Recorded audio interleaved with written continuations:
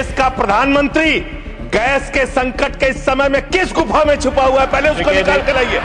पहले उसको निकाल के लाइए। प्रधानमंत्री किस गुफा में छुपे हुए हैं? प्रधानमंत्री को निकाल के लाइए। प्रधानमंत्री को निकाल के लाइए। मध्य एशिया के अंदर जो युद्ध चल रहा है इजराइल और अमेरिका और ईरान के बीच में, आप क्यों इजराइल के खड़े हो गए? जिसके कारण से हिंदुस्तान को आज गैस का संकट भुगतना पड़ रहा है। पूरा देश लाइन में खड़ा है, गांव लाइन में खड़ा है, शहर लाइन में खड़ा है, एक एक इलाका लाइन में खड़ा है। होटल बंद हो रहे हैं मान्यवर। मोरवी के अंदर गुजरात में टाइल्स की फैक्ट्रियां बंद हो रही है मान्यवर। आपने क्या हालत की है? आपने बनारस के अंदर 4200 एकड़ जमीन वहां के किसानों की जबरन कब्जा की। 2013 का जो अधिकरण का नियम है वो नियम आपने लागू नहीं किया। वहां लाठियों से किसानों को पीट के प्रधानमंत्री के संसदीय क्षेत्र में जमीनें कब्जा करने का काम आपने किया। जो पंजाब पूरे देश का पीडीएस सिस्टम चलाता है, 50% भागीदारी पंजाब के किसानों की होती है। आपने पंजाब के रूरल डेवलपमेंट का 8000 करोड़ रुपए मार के बैठे हुए। आप बताइए क्यों आपने पंजाब का हिस्सा नहीं दिया? क्यों आप वहां के साथ सौतेला व्यवहार कर रहे हैं? इस समय भगौड़ा कौन है, ट्रंप की गुलामी कौन कर रहा है, पूरा देश देख रहा है।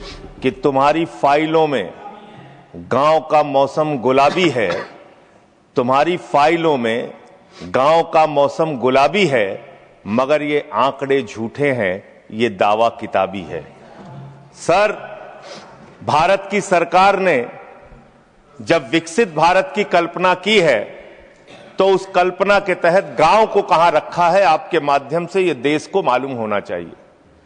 हमारे टोटल बजट का भारत सरकार ने जो पूरा बजट 2026 और 27 के लिए प्रस्तुत किया मान्यवर, उसका मात्र 3.6% बजट ग्रामीण विकास के लिए रखा है।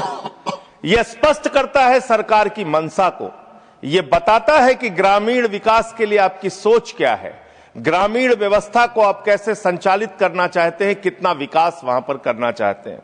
मान्यवर, बहुत सारी योजनाएं गांव के विकास के लिए चलाने का दावा सरकार की ओर से किया जाता है। उसमें से एक प्रमुख योजना है जिसका ढिंढोरा भारत की सरकार बार बार पीटती है, जल जीवन मिशन। जल जीवन मिशन, हर घर जल की योजना, हर घर जल की योजना। वो जल जीवन मिशन क्या है मान्यवर? जिसके ऊपर आप लाखों करोड़ रुपए अब तक खर्च कर चुके हैं। गांव गांव में पाइप से पानी पहुंचाने के नाम पे लोगों से आप पैसा लेंगे, वहां की जनता को मीटर लगा के पैसे की वसूली करेंगे, जो व्यवस्था पहले नहीं थी। उसके बाद आपने गांव गांव में सड़कों की खुदाई कर दी। जो ग्रामीण व्यवस्था के अंदर जिला पंचायत से सड़क बनी थी, ग्राम सभा से सड़क बनी थी, जो गांव के विकास के लिए पैसा लगा था, उसको जल जीवन मिशन के तहत सड़कें खोद के, गांव के रास्ते खोद के उसको बर्बाद करने का काम किया गया। तो जल जीवन मिशन जन जीवन को अस्त व्यस्त कर रहा है। एक तो ये उस मिशन की खासियत है जो सरकार को सोचना और जानना चाहिए। दूसरी बात मान्यवर, मेरा तो कहना छोड़ दीजिए, भारतीय जनता पार्टी के एक विधायक है ब्रजेश राजपूत जी, उन्होंने उत्तर प्रदेश के सरकार के मंत्री का घेराव किया। मान्यवर, अरे मान्यवर, देश का सबसे बड़ा राज्य है, उसी राज्य से आप भी आते हैं, हम भी आते हैं, उसी राज्य से आप भी आते हैं, हम भी आते हैं। तो अगर एक भ्रष्टाचार के मामले में कोई जानकारी आपके माध्यम से मैं दे रहा हूं तो जानना चाहिए मान्यवर आपको।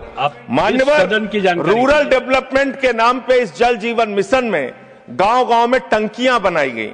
उन पानी की टंकियों की हालत जाकर देखिए।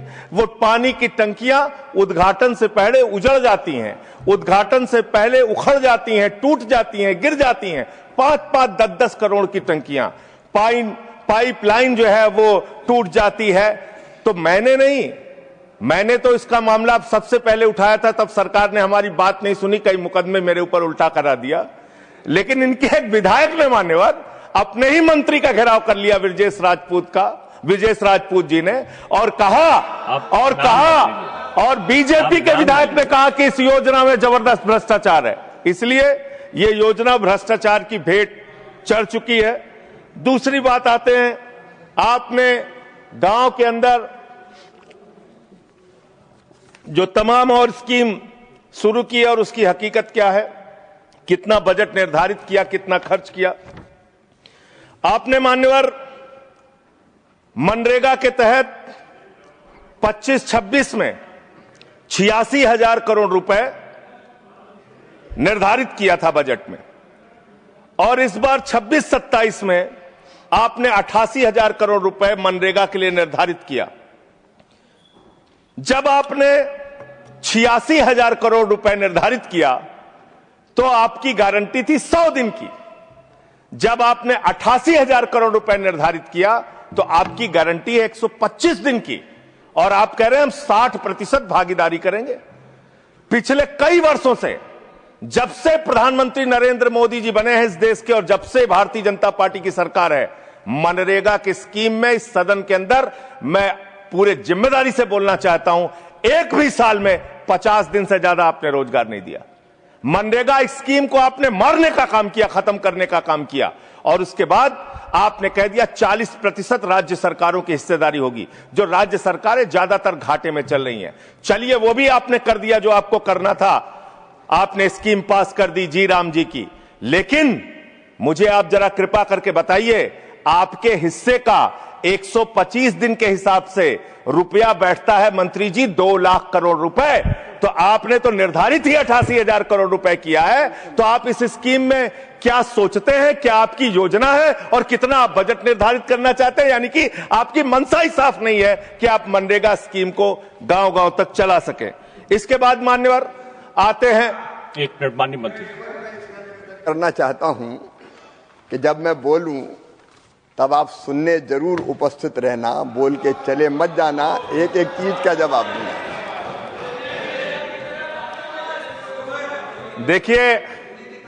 देखिए मान्यवर, देश का प्रधानमंत्री गैस के संकट के इस समय में किस गुफा में छुपा हुआ है, पहले उसको निकाल के लाइए। आप पहले उसको निकाल के लाइए। प्रधानमंत्री किस गुफा में छुपे हुए हैं? प्रधानमंत्री के बारे में आप हमारे ऊपर टिप्पणी कर रहे हैं, का प्रयोग नहीं करेंगे। आप हमारे ऊपर टिप्पणी कर रहे हैं। ये आप हमारे पूरा देश गैस की लाइनों में खड़ा है, यहाँ पर शामिल प्रधानमंत्री गुफा में छिपे हुए हैं। प्रधानमंत्री को निकाल के लाइए, प्रधानमंत्री को निकाल के लाइए। मुद्दों पे बात नहीं करेंगे। इस्तेमाल किया है, ये शब्द ठीक नहीं है। अरे मान्यवर, आप मेरा समय जा रहा है मान्यवर महोदय, मान्यवर मेरा समय जा रहा है, कृपा करके समय। जी राम जी ने आपको जी राम जी पर रात को 1:30 बजे तक मैंने चर्चा सुनी, और जब उत्तर देने की बारी आई तो विपक्ष भाग गया था। इसलिए मैं निवेदन कर रहा हूं कि रहना जरूर, एक एक चीज का जवाब दूंगा, एक एक चीज का। दूसरी चीजें उसमें शामिल नहीं करेंगे। जी मान्यवर, बात करते हैं ग्रामीण विकास की आप बात कर रहे हैं। उज्ज्वला स्कीम के तहत 8 से 10 करोड़ सिलेंडर गांव में आपने बांटे हैं, और 10 से 11 करोड़ सिलेंडर के कनेक्शन लोगों ने अपने आप से लिए हैं। 21 करोड़ सिलेंडर के कनेक्शन गांवों में हैं। मैं आपके माध्यम से इस सरकार से पूछना चाहता हूं, मध्य एशिया के अंदर जो युद्ध चल रहा है इजराइल और अमेरिका और ईरान के बीच में, आप क्यों इजराइल के खड़े हो गए, जिसके कारण से हिंदुस्तान को आज गैस का संकट भुगतना पड़ रहा है? पूरा देश लाइन में खड़ा है, गांव लाइन में खड़ा है, शहर लाइन में खड़ा है, एक एक इलाका लाइन में खड़ा है। होटल बंद हो रहे हैं मान्यवर, मोरवी के अंदर गुजरात में टाइल्स की फैक्ट्रियां बंद हो रही है मान्यवर। आपने क्या हालत की है? आप राज्यों के साथ न्याय नहीं करते, आप ग्रामीण व्यवस्था के साथ न्याय नहीं करते। आपने बनारस के अंदर 4200 एकड़ जमीन वहां के किसानों की जबरन कब्जा की। 2013 का जो अधिकरण का नियम है, वो नियम आपने लागू नहीं किया। वहां लाठियों से किसानों को पीट के प्रधानमंत्री के संसदीय क्षेत्र में जमीनें कब्जा करने का काम आपने किया। जो पंजाब पूरे देश का पीडीएस सिस्टम चलाता है, 50% भागीदारी पंजाब के किसानों की होती है। आपने पंजाब के रूरल डेवलपमेंट का 8,000 करोड़ रुपए मार के बैठे हुए। आप बताइए क्यों आपने पंजाब का हिस्सा नहीं दिया? क्यों आप वहां के साथ सौतेला व्यवहार कर रहे हैं? बताइए इस देश को और पंजाब के लोगों को। वहां पर बाढ़ आई, आप भी गए थे मंत्री जी वहां पे दुख जताने के लिए। आपने वहां की भयावह परिस्थितियों को देखा था। बावजूद इसके 1600 करोड़ रुपए की मदद आपने घोषित की थी। 16 पैसे आपने पंजाब को नहीं दिए। 16 पैसे। यह आपकी दुर्भावनापूर्ण नीति है जो राज्यों को भुगतनी पड़ रही है, जो देश को भुगतनी पड़ रही है। और ग्रामीण विकास के नाम पर आपने इस देश के गांव में रहने वाली जनता को लगातार देने का काम किया है, लगातार काम किया है। चाहे वो आंगनबाड़ी की स्कीम हो, आंगनबाड़ी की कार्यकर्तियां, हर काम में उनको आप लगा देते हैं, लेकिन आप उनको पैसा देने के नाम पर आपको हंसी आएगी, हंसी आएगी, हंसी आएगी। आंगनबाड़ी की योजना गांव में ही चलती है, गांव में ही चलती है, हंसी आएगी आपको। मान्यवर, मैं अंत में एक ही बात कहना चाहता हूं। मंत्री जी ने कहा भागिएगा नहीं, मैं बिल्कुल बैठ के आपकी एक एक बात को सुनूंगा। मंत्री जी, ध्यान से सुनूंगा। जितनी बात मैंने कही है उसका पूरा जवाब दीजिएगा, और अगर आप जवाब नहीं दे पाएंगे तो मुझे भी उस वक्त बोलने का अवसर दीजिएगा। आप ही अकेले बोलने का अधिकार रखते हैं, ऐसा नहीं होना चाहिए। और दूसरी बात मान्यवर, दूसरी बात, इस समय भगौड़ा कौन है, ट्रंप की गुलामी कौन कर रहा है, पूरा देश देख रहा है।